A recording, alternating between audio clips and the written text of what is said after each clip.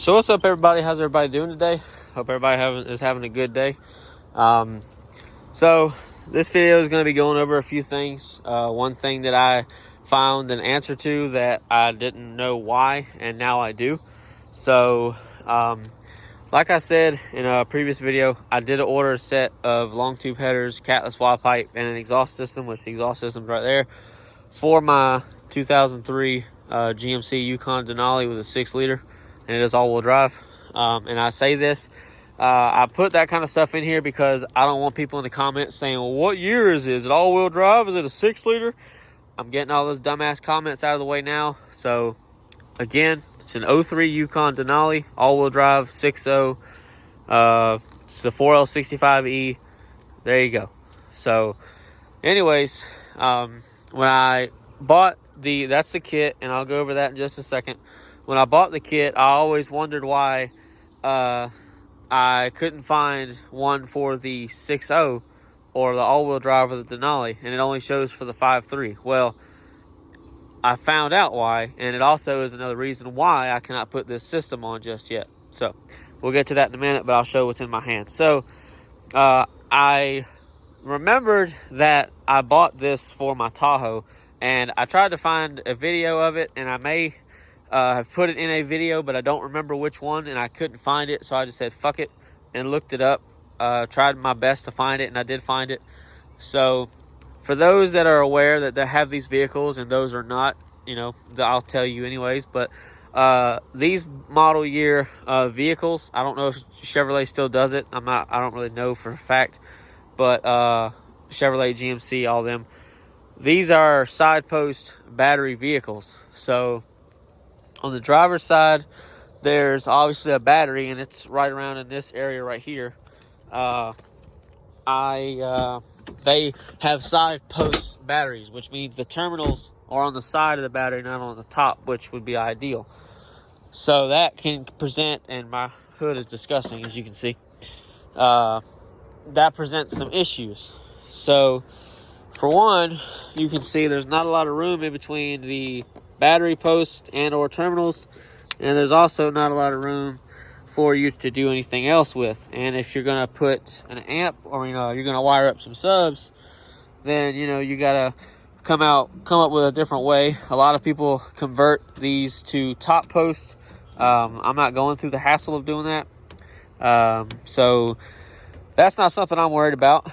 But on the Tahoe, or on these, it's really hard to use the screw that's on the bottom, or use the screws for mounting the battery cable, the power cable to the batteries, because they're very, very, very they're a standard thread, and the hole for the post for the actual terminal is too small. So you either have to drill it out or you have to ram this in it, and we don't want to obviously do that. So they make these terminal adapters, and I had one on the Tahoe, and it helped me tremendously, because it also helps to where, okay, say maybe there's something wrong with the wiring, or maybe there's something wrong with the amp or the subs, like you blow one of the subs or you blow the amp up, the amp overheats, whatever the case may be, and you can't have the system connected to it the whole time. Instead of having to take the whole terminal off, take this nut out, undo the cable for the amp, put the bolt back in, and then tighten it all back down, literally all you do is this side goes into the battery, and then this side you literally can just put the cable for the amp in, and that makes it easier. So I should have bought one for the ground and the positive, but I did not, because this is the only one they had, because they had two of them, but I like this one more because this one is also cheaper for some reason. But they're both Duralast, so it's from AutoZone, and like I said, I could not find it anywhere on my videos. It's probably in there somewhere, I just don't know where. So I do apologize for that, and I'm showing it now because I could have swore I said something about it, but I don't remember. And so that's the part number, the DL306. It's a GM side post adapter. So there you go. I don't know the specifics about the thread type and all that, so I can't answer that question, but that's how much it was. $7.48 out the door with tax. It It was $6.99 originally. So there you go. My wiring kit for the for the Yukon. Whoops. Get used to that because that's going to happen a lot, unfortunately. I don't do it on purpose. I just can't help it because it's the same vehicle pretty much. But the wiring kit for the radio for the Yukon is coming today. My headlights are also supposed to be here today, so that's a good thing. But anyways, I'm still waiting on the headers. They're still in fucking California. They've been there for the past 3 or 4 days. They haven't went anywhere, and that's really aggravating. I don't know why all these performance companies are in California when you can't do shit in California. So, whatever. Still waiting. They're supposed to be here tomorrow because tomorrow's Friday, but that's not going to happen unless they can literally boogie them across the United States in under 24 hours, and I don't see that happening either. So, I probably won't see those until Sunday or Saturday or Monday, which I would prefer that be Monday, so that way I can put them on and do all that stuff, and I don't have to go to work. So, anyways, now on to the system. I'll explain why I can't put these on in just a second and why they don't make this system for these specific vehicles with this engine, with the 6-liter and all that stuff. So this is the 3-inch catback exhaust system without the tip for the 2000 to 2006 Yukon, Tahoe, Suburban, XL, stuff like that. It's without the 6.0. If it's got a 5.3, this will work for you because my Tahoe was a 5.3 and it worked perfectly fine with it. And it kind of sucks because I wanted to put this system on while it still had the factory manifolds and catalytic converters on it, because there's absolutely no videos on YouTube at all for the Tahoes. You could probably try to find a couple for the Silverados and stuff, but I don't really like those. But it is what it is. I'm not really going to show the part number because I kind of already did that in another video. So if you want to see what the part number is, just go look at that video. But this is how it goes. That's the muffler that I told you about that I'm not going to be keeping. I need to measure it first, because if it's too long and I can't find anything to match the length, then that's going to be a problem. So I guess I'll have to stick with it.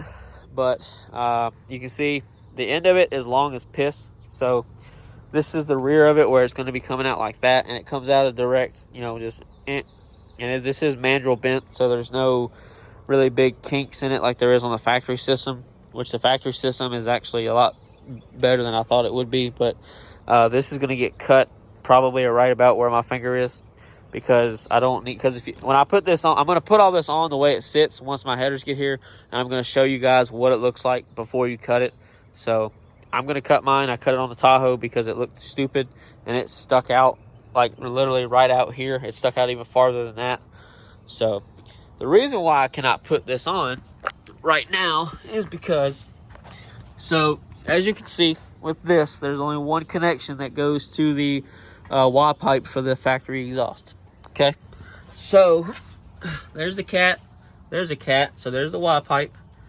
But the 6.0 is different because it has a different type of Y pipe, because they're not connected until they get down to the muffler, which is right there. See, it's a 2-in and a single out. So there's 2 connections right here that you have to make. So this exhaust is not going to work for the time being.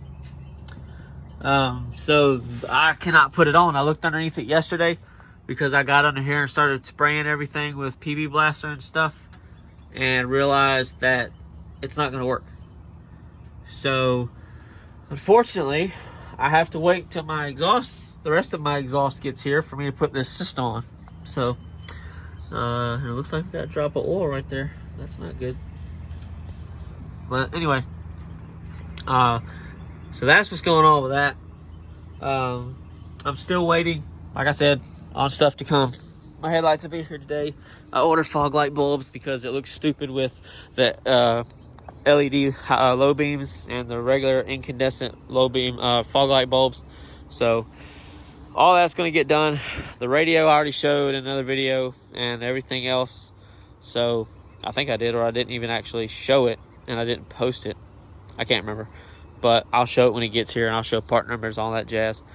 But I already did that, but I'll show it in the vehicle. I'll show how I hooked up everything, blah, blah, blah, etc., etc. But yeah, so that's what's going on. This showed up yesterday, and I wanted to make this video yesterday, and I figured I'd at least lay it out. I also kind of laid it out where everything is going to be sitting underneath the vehicle. So this is a roundabout where the Y pipe is going to go. Granted, it's going to go a little bit further back. And that is one more thing I'm going to mention, which I may have mentioned it with the Tahoe. When you put long tubes on these and you try to use this kit, it will push the hangers back because the exhaust on this is a lot longer than it probably should be. So I didn't do it on the Tahoe, but I may do it on here. I may trim pieces off of the where the bend is for the exhaust to go over the axle, and I may trim a little bit up here, so that way it's not pushed, because the bend right there, the elbow, was actually really close to the bottom of the cab, and it was actually touching, and it would rattle a couple times. It would rattle a little bit depending on how it was sitting and all that other stuff. So I don't want that to happen. So we're going to fix that, get that over with.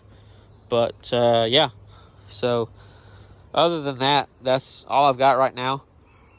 I don't really have anything else for you guys. Excuse me. I don't have anything else for you guys right now. I'm not really going to leave a link to anything because I've showed part numbers. And if you can't figure out how to look up stuff for the part number, then I don't know what to tell you. So that's from MBRP. Even says it on the exhaust. That's from AutoZone. It's a Duralast part. So I may go to I didn't buy that from my local AutoZone that's literally 5 minutes away. I bought it from another one that's on my way home. So that way, if the one from on the way home didn't have it, I could at least go to the one that's local, because I didn't want to go back and forth. And I forgot to go to the bank because I'm an idiot. And I literally should have done that, but I didn't do it. And I was going to do it because I have to get money out to do stuff Saturday, which I'm going to buy stuff for the car Saturday. I'm going to buy the rear end. I'm buying the same wheels and tires, but it'll have brand new tires, because I want to drive on these tires and stuff first before I put the Mach 1 wheels back on it, because I want to make sure everything's squared away with the rear end that I get. I'm also going to make sure before I do anything else that it has oil in it, obviously, to not have this happen again. And if it is, I'll dump the old oil out and put new oil in it and then go from there. But with that being said, that's everything that's going on with the Yukon. That's everything that's going on with the car. It'll get its registration and all that put back on it once it's done and ready to go. So yeah, we're just a waiting game now. So I'll probably still lower this. I'll just keep the wheels and tires on it that it has right now, and I'll just have to trim the plastic to deal with it. So yeah, I hope you guys enjoyed, and I'll see you guys later.